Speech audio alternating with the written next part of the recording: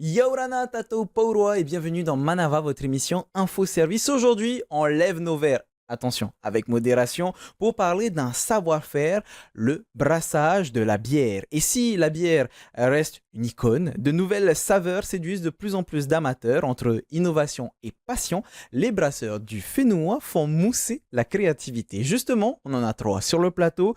Victor Van Poel, maître brasseur de la brasserie de Tahiti Irana. Bonjour, Yalana. Guillaume Derré, maître brasseur à la brasserie Hoa. Yarana.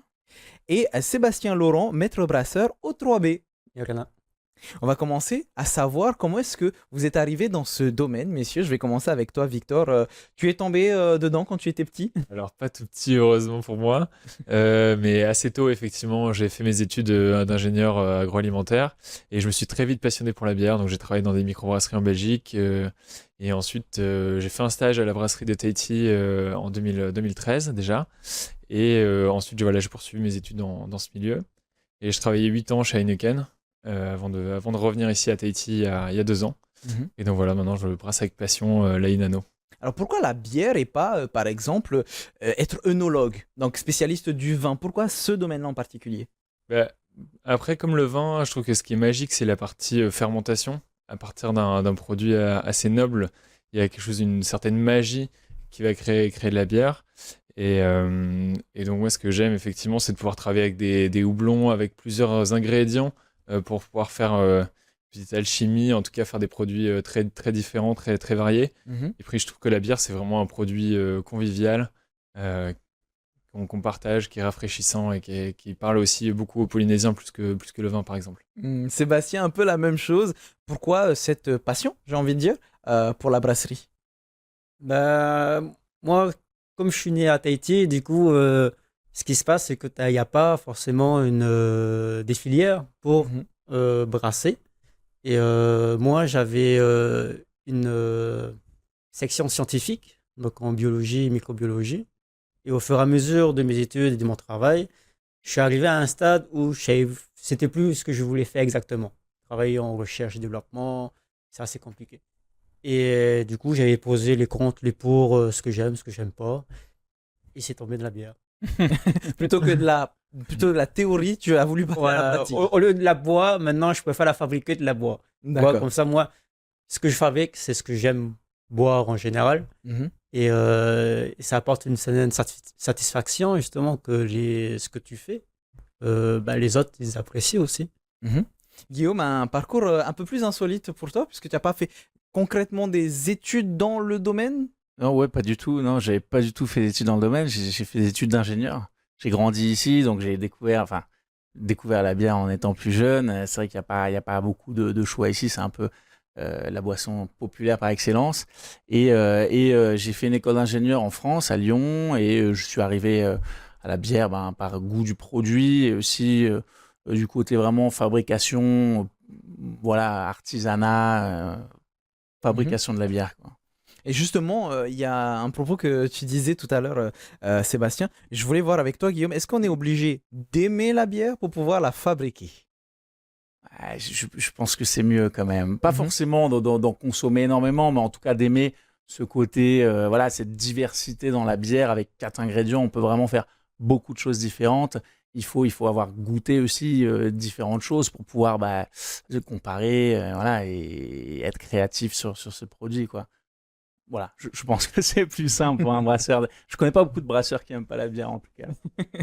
Et après, il y a Oui, Sébastien. j'ai une petite anecdote justement sur ça. C'est que en Belgique, justement, j'avais connu quelqu'un. Elle était brasseuse.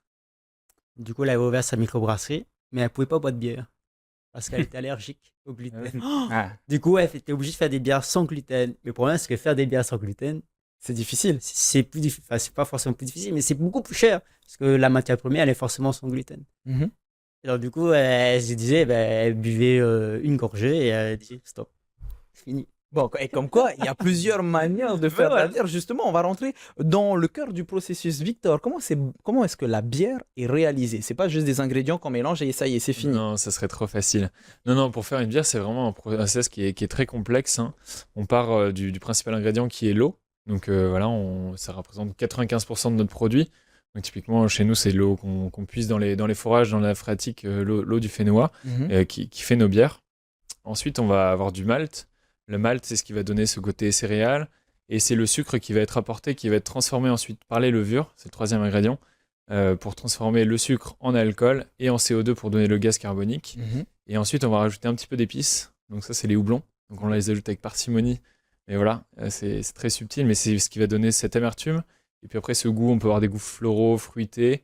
On peut aller chercher vraiment énormément de diversité avec ça. Et puis après, si je reviens un peu sur les ingrédients, avec le malt, en fonction de la couleur, on peut avoir une bière plutôt ambrée. On va plutôt aller chercher aussi du blé pour faire de la blanche, par exemple. Et donc effectivement, comme Guillaume le disait, avec 4 ingrédients, on a une variété extraordinaire de bière, quoi. C'est ça qui est magique. Et là, tu nous as parlé de malt, de houblon. Est-ce que, bon, ici, il n'y en a pas sur le territoire. Sébastien, est-ce que ça pourrait être une possibilité? Je suppose que le climat fait que c'est un peu difficile. Compliqué. Bah, pour le malt, c'est très compliqué. Il faut un climat européen. Et le houblon, c'est la même chose. Il faut un choc thermique et tout. Et il faut des cultures. À savoir que le houblon, la culture, ça monte jusqu'à 5 mètres. Du coup, il te faut 5 mètres de haut et il faut faire des champs.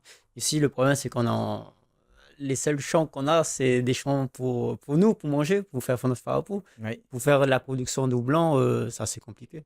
D'accord. Est-ce qu'il y a... Oui, on voulait, au tout début, on voulait essayer de faire pousser du houblon, même si théoriquement, c'est vrai que le climat, il n'est pas idéal, quoi. Mais on voulait voir ce que ça donne.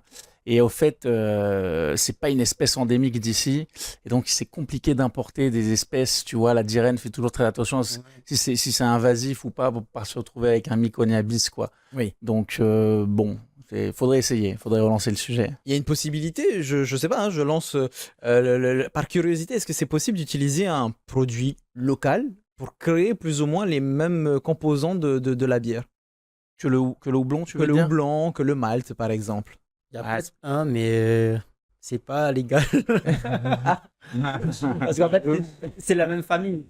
C'est la même famille. Ouais. Donc, tu ne retrouves pas forcément toutes les mêmes propriétés. Mais voilà, c'est. On évitera de donner Voilà. le nom de cette plante. Mais c'est-à-dire qu'il y a des alternatives. Mais si on parle plutôt de produits locaux, tiens Guillaume, est-ce que vous en utilisez parfois dans vos bières? Ouais, on essaye d'utiliser des produits locaux pour justement créer un peu de diversité dans ce qu'on fait. Donc, comme Victor disait, il y a 4 ingrédients. Hein.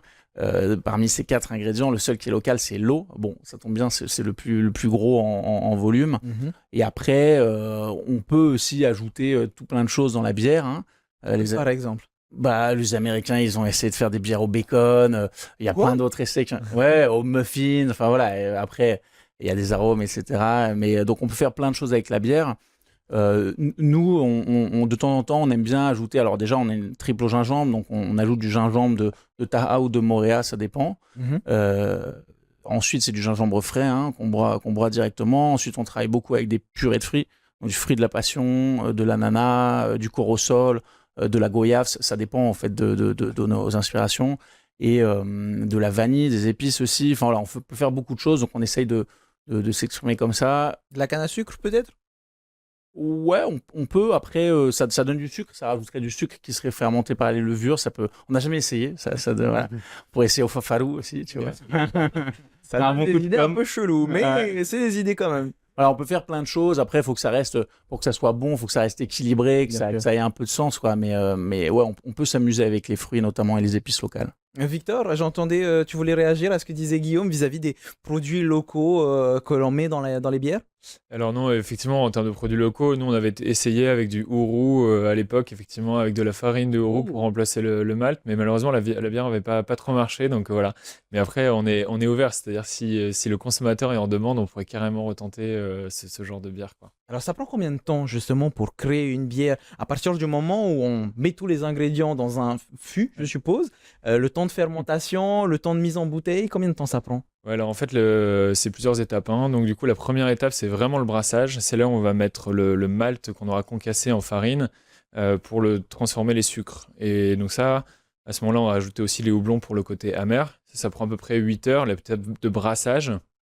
Après, on va avoir la fermentation qui va durer entre 5 et 7 jours avec les levures qui vont agir, transformer ce sucre en alcool et en gaz carbonique. Et après, on va avoir une phase de garde. une garde à chaud, une garde à froid pour laisser vraiment maturer la bière, vraiment avoir cet équilibre de la bière et puis avoir une bière qui soit claire, qui soit belle aussi. Donc ça peut prendre voilà, entre 15 et 30 jours à peu près, entre le moment où on va brasser et le moment où on va la mettre en bouteille, en fût ou en boîte. Ah oui, donc rien que le temps comment dire, de création, C'est ça. il faut bien pouvoir la savourer du coup, parce qu'il y a déjà énormément de temps qui est utilisé. Est-ce que c'est la même chose pour des bières artisanales? Tu peux. C'est le même processus. Après, chaque brasserie aura sa petite méthode. Je sais qu'il y en a qui, une fois que la fermentation est finie, ils la refroidissent et ils peuvent directement la servir. Ou ils attendent 2 3 jours ou une semaine. Après, tout dépend de ton process. Après, c'est vrai que ça va pas donner forcément la même bière. La même méthode de brassage et tout, la même bière, la même recette.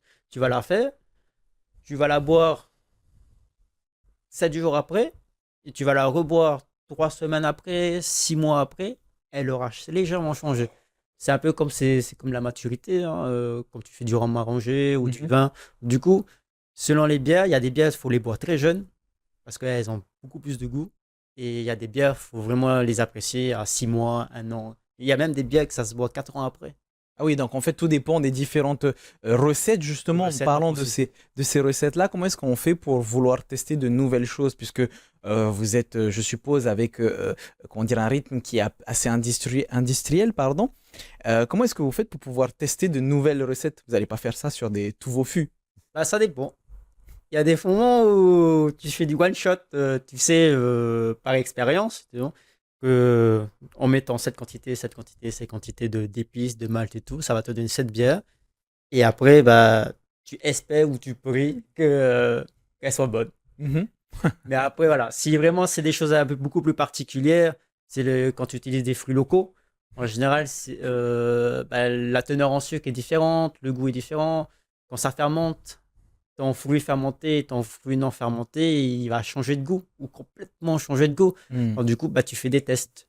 Donc, du coup, tu tapes du 30 litres, 60 litres, 100 litres. Alors on le répétera jamais assez, hein. L'abus d'alcool est dangereux pour la santé, à consommer avec modération. Aujourd'hui, on ne fait pas la promotion de la bière à proprement parler, de l'alcool, mais vraiment du savoir-faire. C'est presque de la cuisine, presque de l'art, j'ai l'impression, à mélanger toutes ces épices, Guillaume. Donc comment est-ce que vous faites, vous, de votre côté?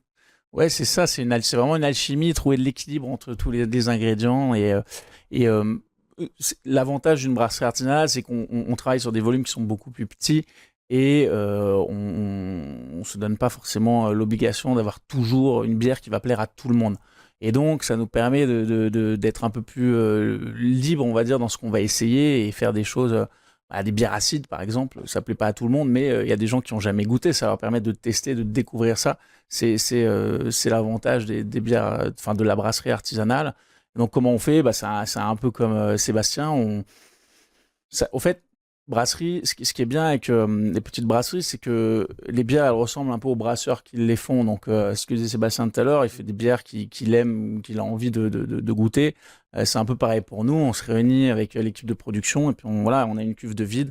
On regarde ce qu'on peut mettre dedans. Si on a plutôt une bière forte, une bière légère avec des fruits ou pas, quelque chose de très simple. Parfois, c'est les bières les plus simples qui sont les plus compliquées à faire. Et voilà, on a un petit fermenteur de 350 litres. Et avec ça, on prend pas beaucoup de risques. En réalité, on peut, voilà, Vous pouvez teste. vous adapter, Ouais. ouais, vous testez Voilà. au fur et à mesure. Et justement, si on reste encore sur les recettes, quand on part en France, on essaye toujours de regarder dans les rayons s'il n'y a pas cette petite bière bleue avec une vahinée. Comment est-ce que ça se fait que c'est devenu emblématique, Victor? Est-ce que c'est parce que vous avez trouvé la recette qu'il fallait? Alors peut-être que mes prédécesseurs ont trouvé la recette qu'il fallait, effectivement, mais effectivement, la Inano est devenue vraiment iconique. Et puis la Vahiné aussi, c'est vraiment le symbole de Tahiti.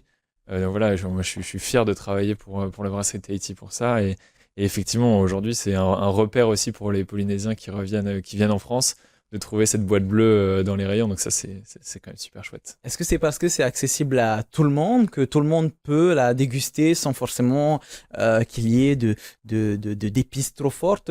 Pourquoi est-ce que tu penses que c'est devenu Oui, effectivement, c'est une lager, donc c'est une bière de fermentation basse.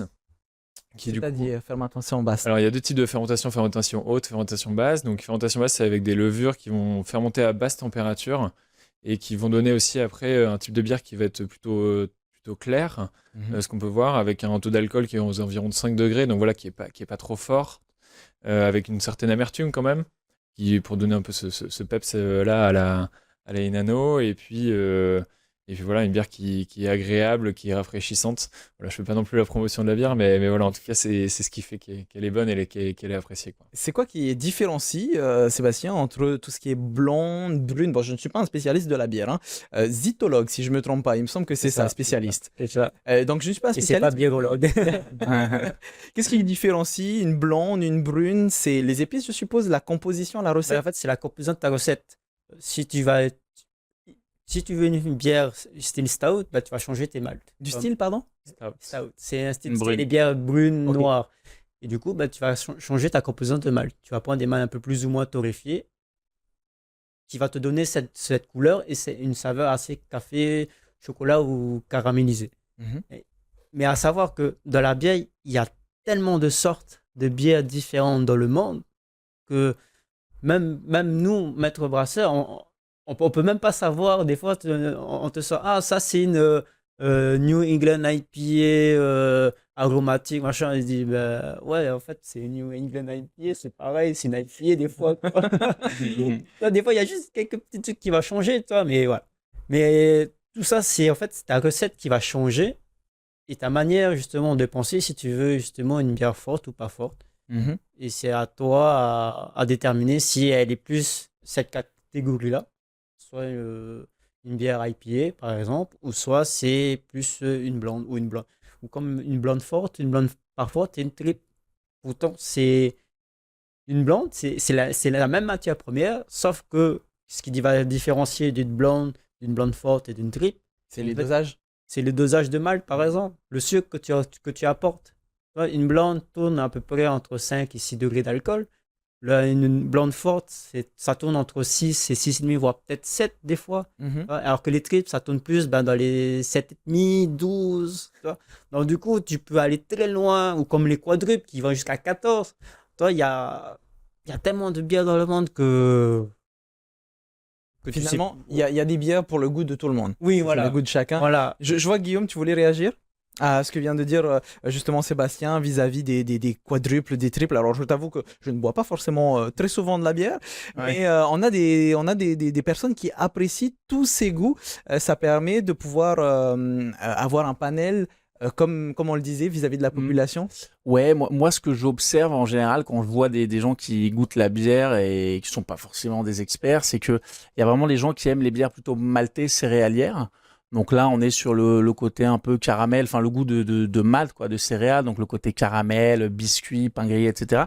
Et des gens qui sont plutôt sur le houblon, donc qui vont aimer des IPA, des bières avec un peu plus d'amertume, le côté fruité, floral. Voilà, en général, ça marche bien, quoi. Hein. T'as ces deux catégories de personnes et elles restent sur leur style.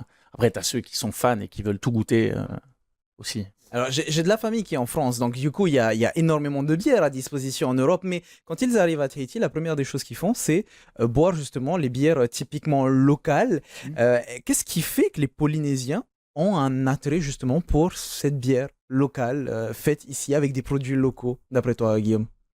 Bah, je pense que déjà, c'est voilà, la fierté, l'attachement au Fénois. C'est intéressant de produire localement. C'est une industrie, ça crée des emplois, ça fait vivre des gens. Et puis, voilà, je pense que c'est la première chose. La production locale, la valeur ajoutée locale, c'est important pour les gens. Et ensuite, c'est un produit de grande consommation, la bière. Et c'est bien de goûter ce qui est fait à côté de chez soi, entre guillemets, plutôt que de les faire voyager dans des conteneurs voilà, pendant un mois. En plus, il y a un côté plus frais. La bière, l'air de rien, c'est un produit frais. Aux États-Unis, par exemple, elle est dans les rayons frais, au frigo. Et donc, voilà, là, tu vois, par exemple, je sais que nous, nos bières, elles sont envoyées dans les restaurants au lendemain ou au surlendemain de la mise en fût. Donc, ce que les gens boivent, c'est vraiment de la bière fraîche qui vient d'être brassée, qui vient d'être produite. Ça aussi, je pense que ça a de la valeur, quoi. Est-ce qu'il y a ce côté, Victor, un peu nostalgique, puisque ça nous rappelle un petit peu notre pays quand c'est bu avec modération, bien sûr. Tu penses qu'il y a cet aspect nostalgique? De boire de la bière locale, effectivement, Oui, bien sûr. Oui, oui, non, je rejoins Guillaume aussi sur le fait que, effectivement, la bière, plus elle est fraîche, meilleure elle est, en tout cas pour nos types de bières qu'on fait ici. Donc, on a tout intérêt à boire une bière qui a été produite localement par nos collègues, voilà, nos amis, etc. Et donc, du coup, ça renforce l'attrait pour cette bière, effectivement, ce côté aussi peut-être un peu nostalgique. Est-ce qu'il y a une évolution des goûts aujourd'hui? Alors oui, il y a une évolution des goûts, clairement, effectivement, il y a des tendances, hein. Il y a eu un moment beaucoup sur les bières fruitées, les bières aromatisées, maintenant ça se perd un peu. Les gens sont un peu plus... Enfin, la culture de la bière, en tout cas, s'est beaucoup développée aussi, je trouve. Et donc, du coup, les gens vont chercher la diversité, de la nouveauté, des bières un peu plus houblonnées, par exemple, de l'IPA, etc. Donc là, il y a clairement de l'évolution de goût. Et puis voilà, nous aussi, on travaille aussi sur des nouvelles recettes pour essayer de plaire à différents types de personnes et qui en est vraiment pour tous les goûts, quoi. Donc finalement, ce métier de maître brasseur, c'est avant tout pour mettre en avant un savoir-faire. Je me tourne vers toi, Sébastien. Il y a une vraie valorisation de votre rôle, par exemple ici sur le territoire? Valorisation, oui, c'est... C'est en cours, c'est une reconnaissance. Oui, mais en fait, on n'est pas connu. Hmm. Alors, Vous êtes ceux qui travaillent dans l'ombre. ouais, voilà. C'est la première chose qu'on me voit, en tout cas, on dit, tu travailles dans quoi? Il dit, je travaille au trois brasseurs. Il dit, ah, ok, t'es serveur et tout. Il dit, bah non. C'est ça, quand Ouais, non, quand tu vas au bar, tu vois le serveur en premier, tu vois. C'est pas le maître brasseur qui est derrière son comptoir. C'est dommage, hein, moi j'aimerais beaucoup. Parce Je que pense, hein. C'est ça, parce qu'en fait, moi, je suis inconnu au bataillon. Genre, j'ai pas créé une société comme Guillaume, et j'ai pas eu enfin, de page, pas eu de page publicitaire, toi. Du coup, les gens, ils me connaissent pas. Hmm. Bon, après, ça m'arrange aussi. Ça fait moins de faux copains. Parce qu'en général, c'est ça, c'est que les gens, en fait, bah, soit ils savent qui tu es, donc du coup, ça va. Mais après, voilà, la reconnaissance est que tu la vois à ton produit que tu produis, Mm. à la consommation. Et les gens, les retours, il y en a justement, ils vont voir les serveuses ou les employés Les différentes enseignes, oui. voilà, des employés disent, ah bah putain, cette bière-là, elle est bonne et tout, il faut aller la boire, tu vois, ou bah, justement, c'est fait avec des produits locaux, tu vois, gingembre, curcuma, enfin, épices, poivre. Il y a tellement d'épices dans le monde, et même localement, il y a une production de carottes, pourquoi pas faire une bière à la carotte, par exemple? Il y a peut-être des difficultés, comme tu disais, tu hésitais sur valorisation, reconnaissance. Guillaume, ton point de vue, vu que vous avez ouvert une brasserie, est-ce qu'il y a eu cette reconnaissance attendue de maître brasseur? C'est quand même un titre qui en jette. De la part de qui? Du Public public Ouais, je pense que le public il est content d'avoir le choix, tu vois, sur des produits locaux, parce que pendant longtemps il y a eu que la brasserie de Tahiti qui fait une bonne bière, mais ce qui est bien dans la bière, c'est d'avoir de la diversité. Tu parlais de l'Europe, voilà, les rayons ils sont remplis dans tous les sens. Donc je pense que les gens ils étaient contents d'avoir le choix entre plusieurs choses, plusieurs produits. Euh, ouais, globalement, nous on a reçu un bon accueil et Cette voilà. valorisation et cette reconnaissance, ça passe aussi par, on était obligé d'en parler, à ces concours. Je sais qu'il y a 2 bières qui sont parties dans un concours Ouais. international et vous avez remporté 2 médailles, il me semble. Ouais, c'est ça, bah, c'est tout frais. On s'est inscrit pour histoire de voir ce que ça donnait au concours international de Lyon. Donc, c'est un concours qui est sur la bière, spiritueux, vin, donc voilà, tout le monde des boissons. Et fin mars, là, on a appris qu'on a eu 2 médailles. Donc, c'est une bonne nouvelle sur notre blonde, donc la TA, qui a une médaille d'or dans la catégorie des blondes, et la IPA aussi, qui a une médaille d'argent.